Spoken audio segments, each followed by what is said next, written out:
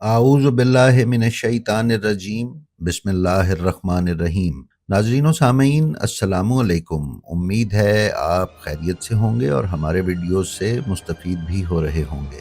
ناظرین، ہم پہلے بھی بیان کر چکے ہیں کہ شیعہ تاریخ علماء اور صاحبان فضل کی شہادتوں سے بھری پڑی ہے۔ ائمہ طاہرین علیہم السلام اور ان کے اصحاب کے علاوہ 1350 سال کی تاریخ میں ہزاروں علماء کو شہید کیا گیا ہے۔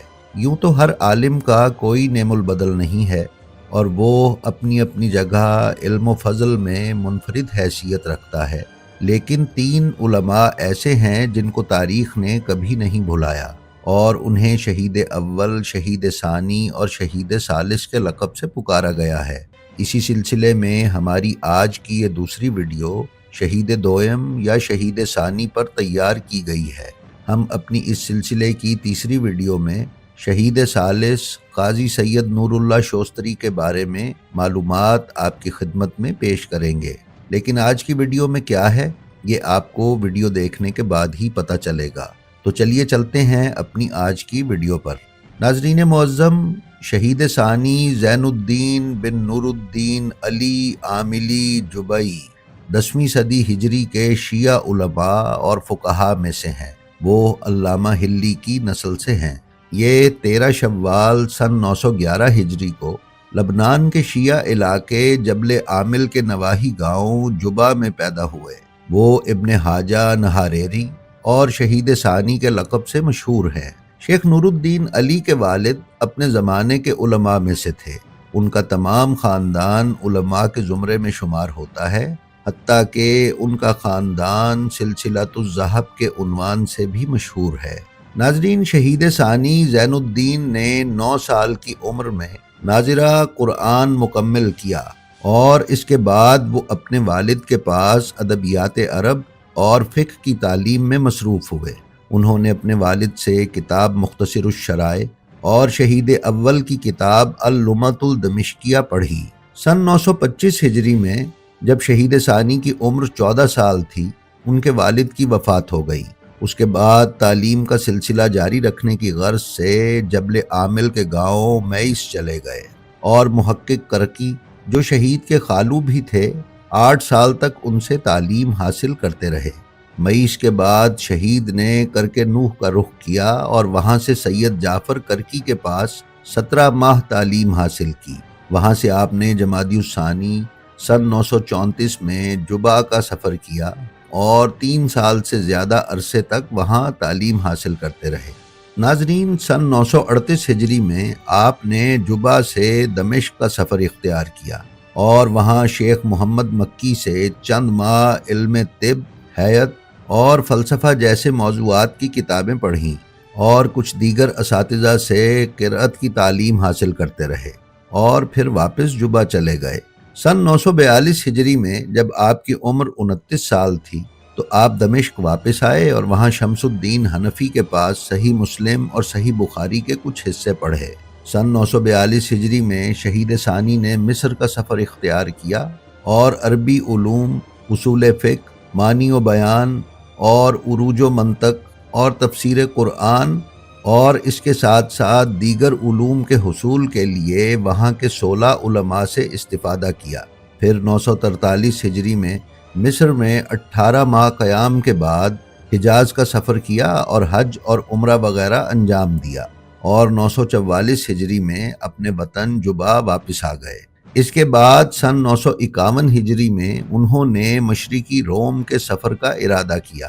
سن 952 ہجری میں وہ حلب پہنچے اور پھر توقات اور اس کے بعد اماسیہ اور وہاں سے قسطنطنیہ میں وارد ہوئے۔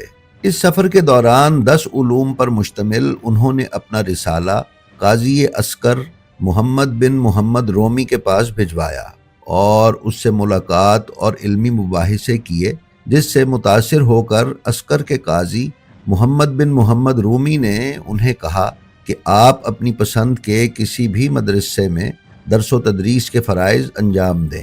اس پر شہید ثانی نے استخارہ کرنے کے بعد بالبک لبنان کے مدرسہ نوریہ کو تدریس کے لیے منتخب کیا اور مذکورہ قاضی کی طرف سے اس مدرسے کا انتظام انہیں سونپ دیا گیا۔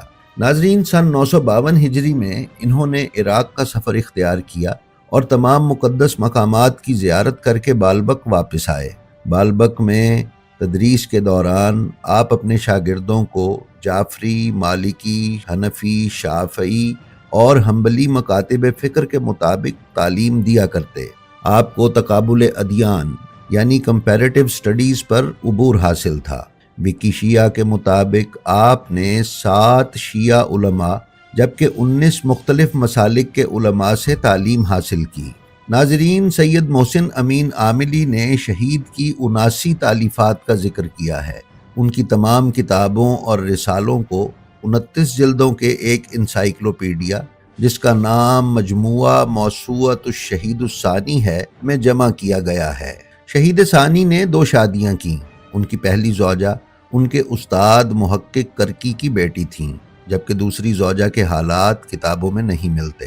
ناظرین، شیخ بہائی کے والد شیخ حسین بن عبد الصمد حارثی کہتے ہیں کہ ایک دن میں شہید ثانی کے پاس پہنچا اور دیکھا کہ وہ اپنے آپ میں گم ہیں۔ جب میں نے ان سے اس کی وجہ پوچھی تو کہا، برادر، میرا خیال ہے کہ میں شہید ثانی بنوں گا، کیونکہ خواب میں سید مرتضیٰ علم الہدیٰ کو دیکھا۔ انہوں نے ایک مجلس کا اہتمام کیا ہوا تھا جس میں شیعہ علماء اور دانشور شریک تھے۔ جب میں مجلس میں پہنچا تو سید مرتضیٰ اپنی جگہ سے کھڑے ہو گئے اور مجھے تبریک پیش کی اور حکم دیا کہ میں شہید اول کے ساتھ بیٹھ جاؤں۔ ناظرین معظم، شہید ثانی کی شہادت کے بارے میں 2 روایات نقل ہوئی ہیں۔ ایک یہ کہ شہید ثانی نے 2 افراد کے درمیان ایک جھگڑے میں ایک فریق کے خلاف فیصلہ سنایا، تو جس کے خلاف فیصلہ ہوا تھا وہ شخص سیدا کے قاضی کے پاس گیا۔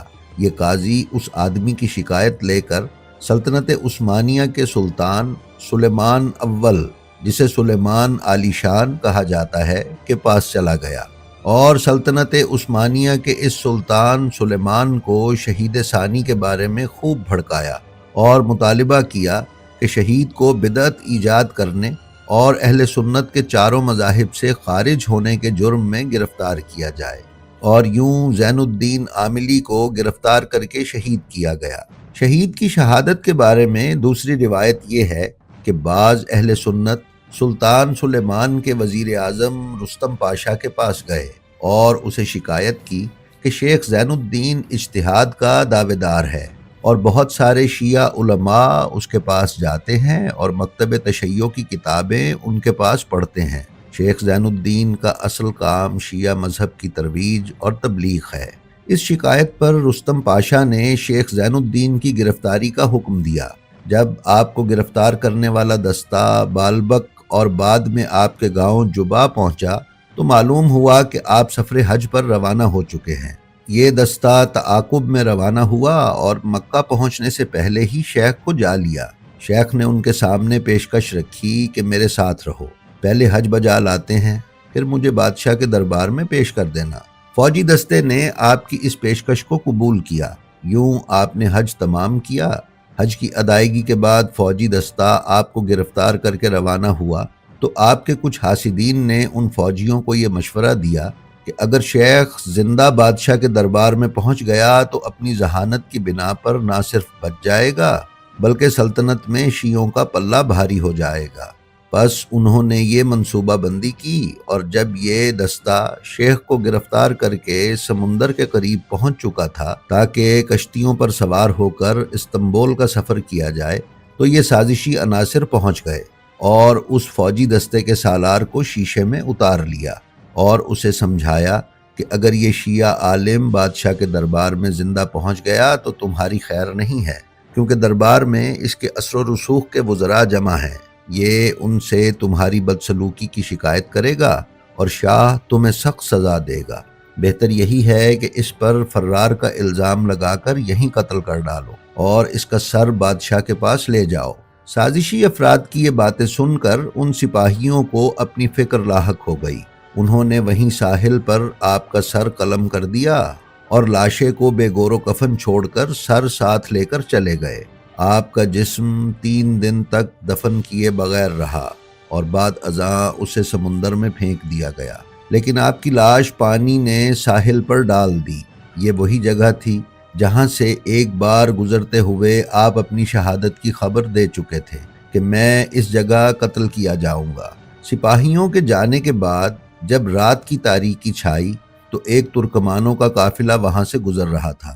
اس نے رات کی تاریکی میں دیکھا کہ ایک روشنی زمین سے آسمان کی طرف جا رہی ہے۔ یہ ترکمان حیرت اور تعجب کے عالم میں روشنی کے قریب گئے اور دیکھا کہ شہید کا بے سر لاشا پڑا ہوا ہے۔ وہ سمجھ گئے کہ یہ اللہ کا کوئی بہت ہی نیک اور خاص بندہ ہے۔ ان لوگوں نے شہید کے لاشے کو دفنا دیا اور نشانی لگا دی، لیکن یہ نشانی غالباً سمندر کے کنارے ہونے کی وجہ سے غائب ہو گئی، لہٰذا آج شیخ زین الدین شہید کی قبر کے مقام کا کوئی پتہ نہیں ہے۔ انہی ترکمانوں کے ذریعے آپ کی شہادت کی خبر سارے عالم اسلام میں پھیلی اور بعد میں لوگوں کو معلوم ہوا کہ یہ مظلوم شہید شیخ زین الدین تھے، جنہیں اب زمانہ شہید ثانی کے نام سے یاد کرتا ہے۔ ناظرین، بعد میں آپ کے قاتلوں نے گواہی دی کہ جب آپ کو قتل کیا گیا تو آپ کے خون کے ہر قطرے میں اللہ کا نام لکھا ہوا نظر آ رہا تھا۔